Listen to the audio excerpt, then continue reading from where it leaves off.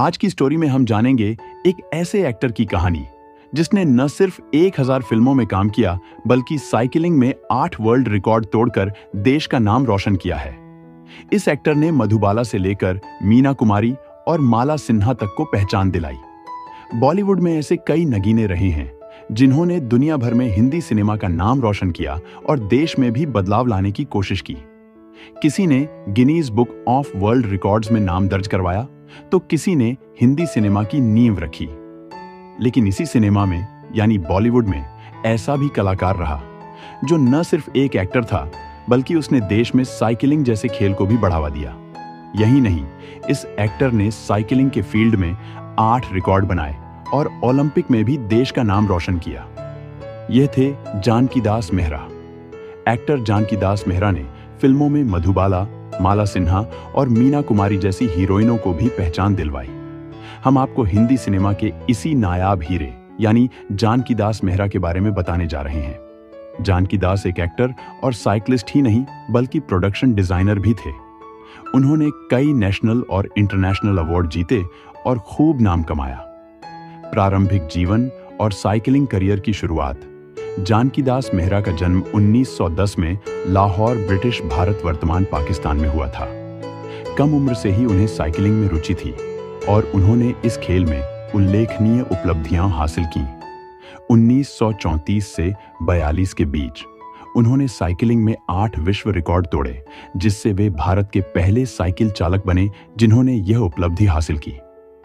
इसके अतिरिक्त उन्होंने 1936 के बर्लिन ओलंपिक में भारत का प्रतिनिधित्व किया, जो भारतीय साइकिलिंग के इतिहास में एक महत्वपूर्ण घटना थी। 1940 के दशक में उन्होंने सोहराब भूट के साथ मिलकर भारतीय साइकिलिंग महासंघ साइकिलिंग फेडरेशन ऑफ इंडिया की स्थापना की, जिससे देश में साइकिलिंग को एक संगठित खेल के रूप में बढ़ावा मिला। फिल्मी करियर की शुरुआत के बारे में बात करें तो साइकिलिंग में सफलता के बाद जानकीदास ने फिल्म उद्योग की ओर रुख किया। उनकी पहली प्रमुख फिल्म खजांची 1941 में थी, जो लाहौर में निर्मित हुई थी।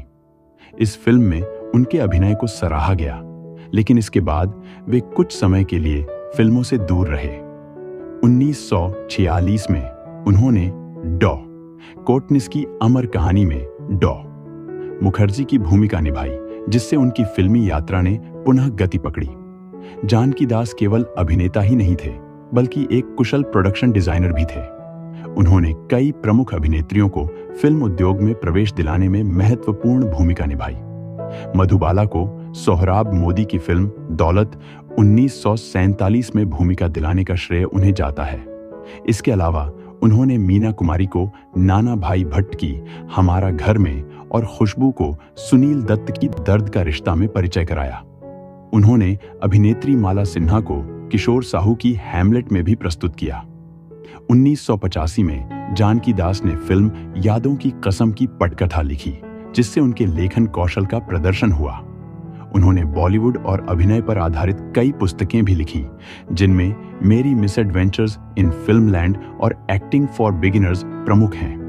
उनके योगदान के लिए उन्हें कई राष्ट्रीय और अंतर्राष्ट्रीय पुरस्कार मिले।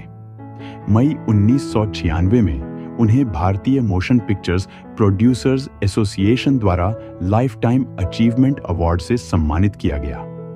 अपने 6 दशक लंबे करियर में जानकीदास ने विभिन्न शैलियों की फिल्मों में काम किया।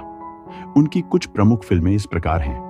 खजांची 1941 में आई, जिसमें उन्होंने समाचार रिपोर्टर की भूमिका निभाई। डॉ. कोटनिस की अमर कहानी 1946 में आई, जिसमें उन्होंने डॉ. मुखर्जी की भूमिका निभाई। बाबुल 1950 में आई, जिसमें उन्होंने अशोक के पिता की भूमिका निभाई।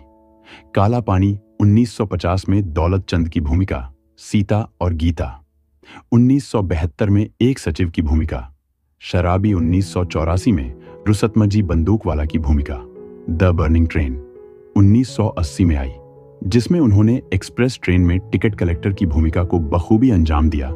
जानकीदास मेहरा का निधन 18 जून 2003 को मुंबई के जुहू स्थित उनके आवास पर हृदय गति रुकने से हुआ। वे 93 वर्ष के थे और लंबे समय से हृदय संबंधी समस्याओं से जूझ रहे थे। जानकीदास मेहरा का जीवन प्रेरणादायक उपलब्धियों से भरा था। एक साइकिल चालक के रूप में विश्व रिकॉर्ड तोड़ने से लेकर फिल्म उद्योग में नई प्रतिभाओं को मंच देने तक उनका योगदान अविस्मरणीय है। उनकी बहुमुखी प्रतिभा और समर्पण ने उन्हें भारतीय सिनेमा और खेल इतिहास में एक विशेष स्थान दिलाया। तो दोस्तों, आपको ये स्टोरी अच्छी लगी हो तो एक लाइक जरूर करें, मेरे चैनल को प्लीज सब्सक्राइब करें। अपना ख्याल रखें। धन्यवाद।